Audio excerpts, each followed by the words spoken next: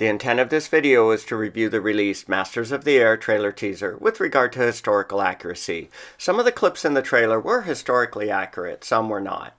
Let's start with some context as to why the bombing campaigns were so important. The US and British bombing campaigns were critical in hitting back at the Reich. Hitler's conquests included around 20 countries, as shown on this map from a 1945 United States Army to the Secretary of War document titled Atlas of World Battlefronts in Semi-Monthly Phases. The map is dated July 1943. Germany subjugated and controlled around 13% of the world's population. At this same time, Japan controlled around 20% of the world's population. Together, 1 out of every 3 humans were living under German or Japanese occupation. When people quipped that the Axis goal was world domination, they were a third of the way there by population. Germany constructed the Atlantic Wall to keep the Allies from invading the occupied territories, as shown on this map. President Roosevelt stated Adolf Hitler built a fortress around Europe, but he forgot to put a roof on it. The only viable, effective way the Allies could attack Germany directly was through bombing. The US bombed during the day, the British bombed at night. This was round-the-clock bombing, give the enemy no rest. The US main heavy bombing arm was the 8th US Army Air Forces flying out of Great Britain and the 15th US Army Air Forces flying out of Italy. Both B-17s and B-24s were stationed from Great Britain and Italy. The Apple series will follow the 100th Bombardment Group, which started combat operations in June 1943. This map shows the locations of the U.S. bases for the 8th Army Air Forces stationed at Great Britain during World War II. The 100th Bombardment Group was stationed at Thorpe Abbotts, as highlighted here. Per the 8th Air Force Historical Society website, 26,000 8th U.S. Army Air Forces crew members died during World War II. This value exceeds the total World War II U.S. Marine Corps deaths at 24,511 per the National World War II Museum website. This trailer clip shows off-duty U.S. bomber crew members witnessing a German bomber attack over a British city. The density of searchlights should be much greater than the couple shown. The goal of the searchlights is to cone and track the bombers for ground flak gunners. As a rule of thumb, no more than 4 searchlights should cone a plane.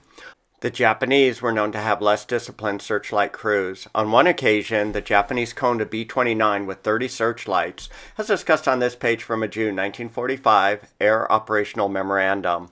In this slow-motion clip, the searchlights are not coordinated with each other, and it appears that British ground flak is not directed at the searchlight beams.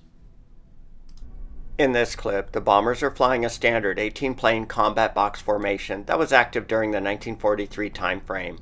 Bombers flew together in a tight, disciplined, synchronized, and predetermined manner. Each bomber was positioned in the formation to provide specific area gun coverage and were, in turn, provided mutual coverage by the other planes in the formation.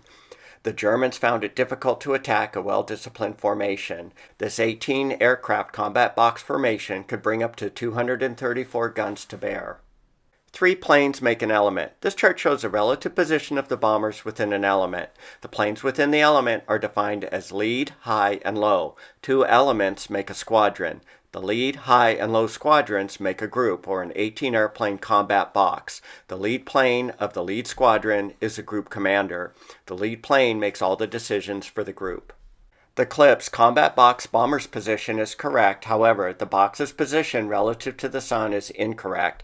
The squadrons position themselves echelon relative to the sun, like on this head-on view, which maximizes the formation's gunner's visibility and firepower from out-of-the-sun attacks. In this clip, the bomber is flying in formation at high altitude and the co-pilot is not wearing his oxygen mask. The pilot is also not wearing his oxygen mask in the trailer poster, nor his comms headset. Bomber missions were between 20 and 30,000 foot altitude. This chart outlines the oxygen usage guidelines from a 1943 tech order document titled Use of Oxygen and Equipment. Supplemental oxygen should be used when flying above 10,000 feet in altitude or at night. This table outlines the effects of hypoxia at high altitude from a May 1945 21st Bomber Command Air Intelligence Report. At an altitude of 30,000 feet, unconsciousness will occur in 60 seconds and death will occur in 20 minutes. At these altitudes, crew members would never remove their oxygen masks. If they needed to move about the bomber, they plugged their oxygen hoses into a walk-around bottle, like in this view. The A4 walk-around bottle provides about 8 minutes worth of oxygen. Most bomber crew members wore gear and were outfitted like in this image. Let's unpack the flak attack clip. The representation is well done and accurate.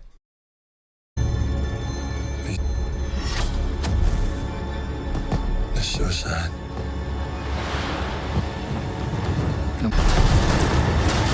The B-17 is entering a flak barrage. Each black puff of smoke is a ground artillery projectile detonating. This clip shows how a flak projectile functions.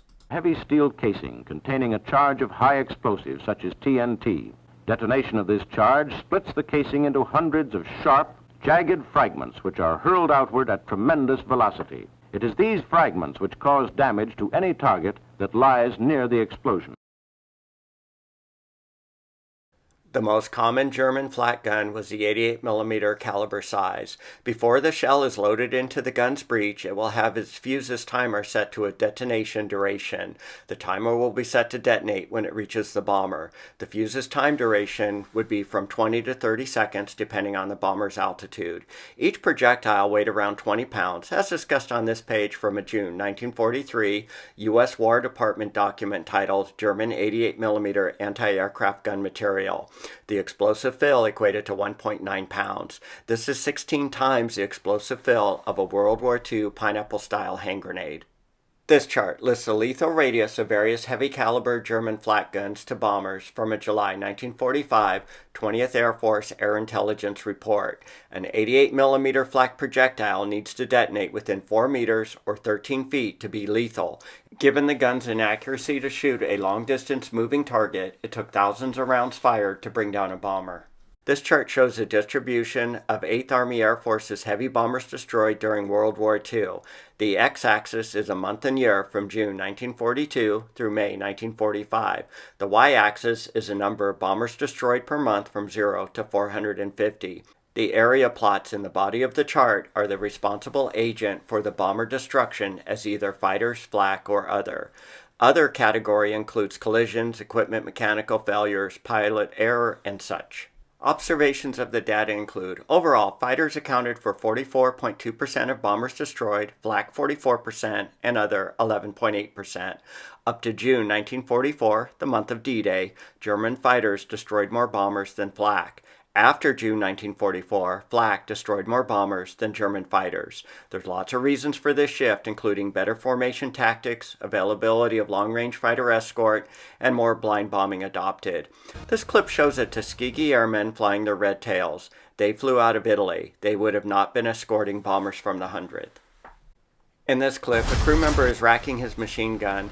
They would have chambered and test-fired their guns while over the English Channel or North Sea well prior to any enemy engagement. But to be fair, he may just be clearing a jammed cartridge. The fuselage flak damage is very realistic in this slow-motion clip. The fuselage skin at this location is 0.32 inches thick, as shaded on this page from a 1943 B-17 structural repair document. That's the thickness of a credit card. If you've enjoyed this trailer review, please consider liking and/or commenting on the video.